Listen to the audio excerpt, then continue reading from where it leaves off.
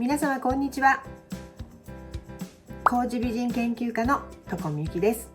本日は田中純子先生に教えていただきました白味噌仕込み、実際に私がやってみたいと思います。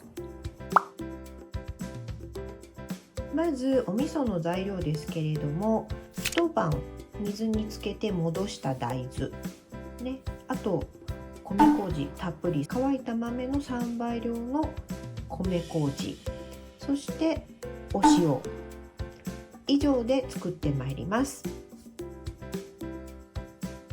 まず大豆を煮ていきます。ふやかした大豆の 3,4 倍ぐらいの水を入れて、お鍋で柔らかくなるまで煮ていきます。大豆を煮ているその間に麹の塩切りというのをしていきます。塩切りって何ってね、なんか難しそうですけども簡単なんです。塩をよいしょ入れて混ぜるだけです。よくここで塩と麹をなじませておきましょう。はい、煮始めてから4時間ぐらい経ちました。ではここで豆の硬さをチェックしてみたいと思います。薬指と親指に挟んでいただいて、力を入れずに潰れたら、いい感じですね。はい、出来上がりということです。大豆の煮汁も後ほどねたっぷり使いますので、ここでこしたいと思います。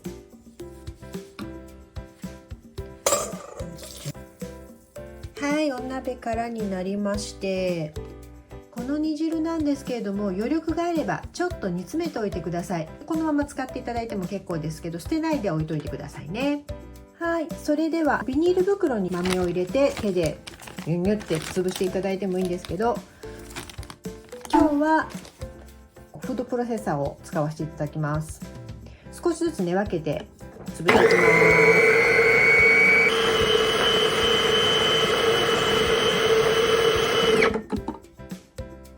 細かくなりましたね。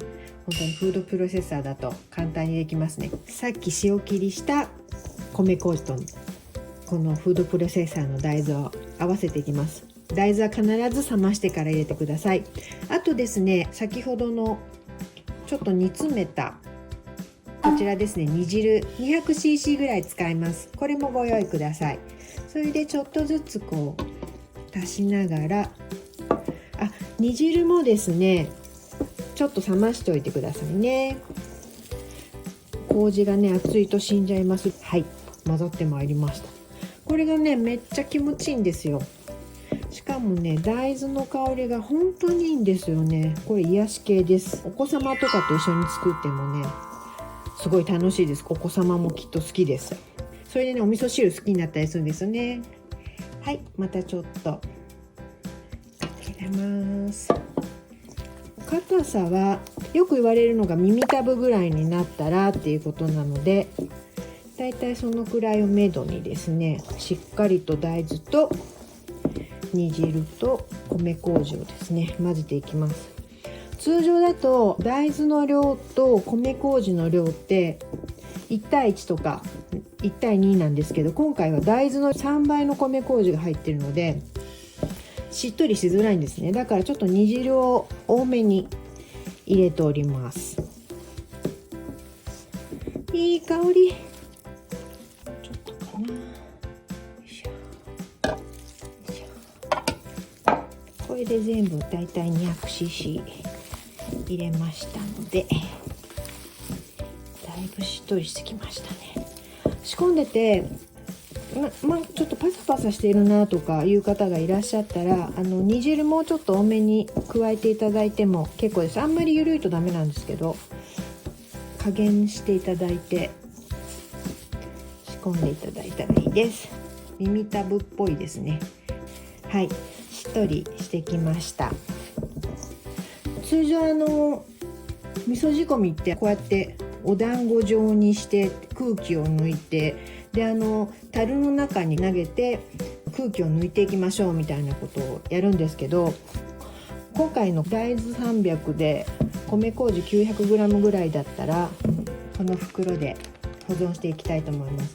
はい、このようにお味味噌を入れまして、空気をしっかりと抜いて、でジップをしっかりしてそっと置いておきたいと思います。仕込んだ日付と、あと材料ですよねを入れておくと、美味しかったなと思った時の仕込みの量で分かるようになりますので、これも書いておきましょう。2ヶ月先だから7月前かな。楽しみにしておきます。美味しい白味噌ね、早くできるといいですね。今日も最後まで見ていただきましてどうもありがとうございました。よかったよっていう方はチャンネル登録といいねをよろしくお願いいたします。じゃあねー。